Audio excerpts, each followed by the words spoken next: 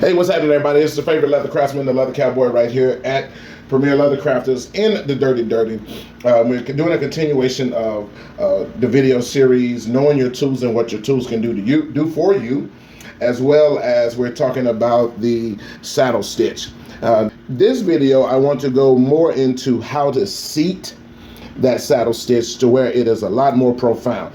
Now, the left sandal here, I've already seated my stitching, but in the right one, I haven't. Now, notice, ladies and gentlemen, how you can tell the stitch in the left shoe is more profound than in the right one. And this is all because I haven't seated my stitching. Now, I want to show you the tools that are used to do that.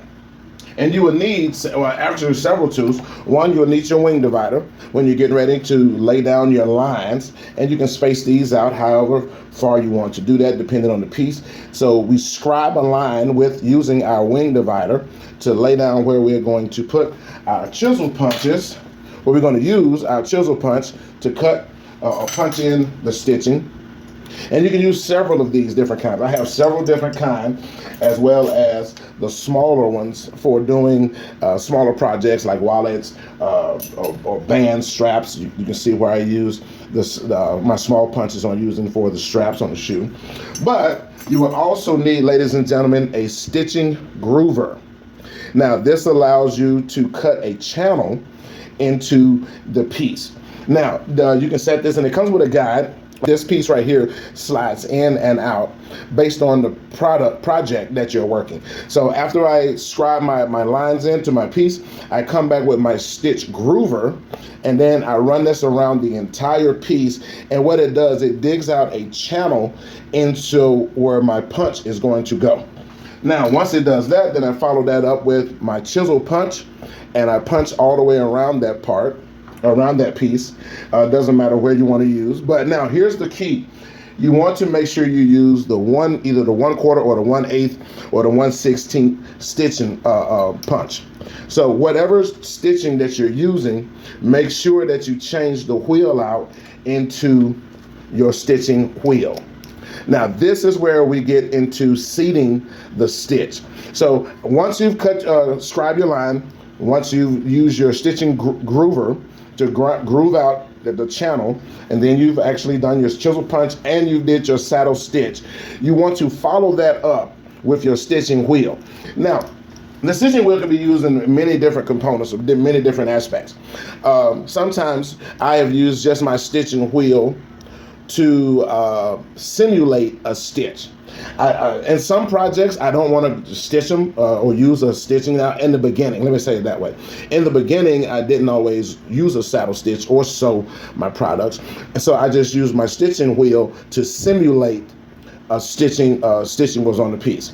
But then after I learned that this is used in conjunction with pieces or projects that you have already stitched.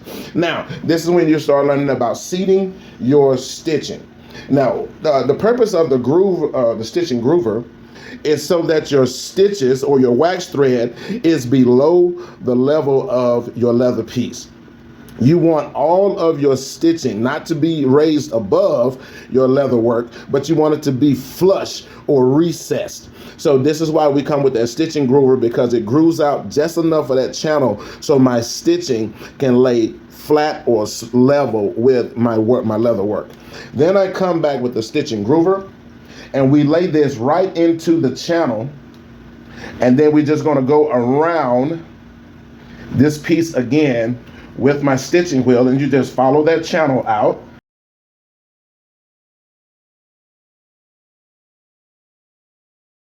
Now, remember when I first showed you that from the left foot, the stitching was more pronounced? This is what we do again. Now you can see it into the right foot. And then where you don't see it as pronounced, all you do is go back over that again with your stitching wheel, and it makes your stitching start to become more pronounced. It's just a great finishing tool to have, to where you really want to make your work have that pop and have a nice, clean, crisp look. Ladies and gentlemen, this is the Leather Cowboy right here at Premier Leather Crafters in the dirty south, where I lay my head, and we're going to get these things readied up and get ready to add our second layer and get ready to put our base on there. All right, I'll see you guys on the other side. Keep crafting.